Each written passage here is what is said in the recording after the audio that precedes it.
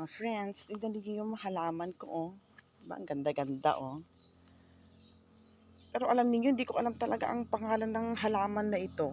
Bigay nung pinsan ko dyan, oh, sa Riverside noon. Naparami ko lang ito, pero hindi ko talaga alam ang pangalan. Pero ang ganda-ganda talaga. At naparami ko na. Hindi ko alam kung anong pangalan nito. Pero tingnan niyo, lahat bulaklak. Hanggang dyan, oh. Ang ganda-ganda. Alam niyo mga friends, dapat alam nating hawakan yung pera natin.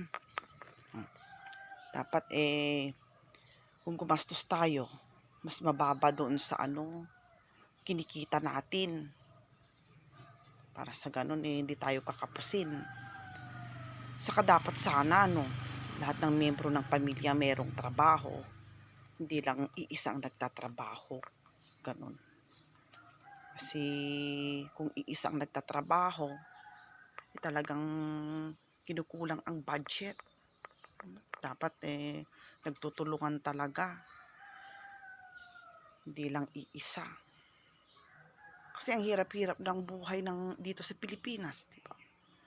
Mahal ang bilihin. Lahat na lang mahal. Kaya kulang ang budget. Kaya dapat pahalagahan natin ang bawat sentimo na ating kinikita. Hindi tayo bibili ng kung ano-ano. Kasi wala na kulang talaga, mga friends. Ay nako, talagang ganyan ang buhay. Hanggang sa muli. Bye-bye.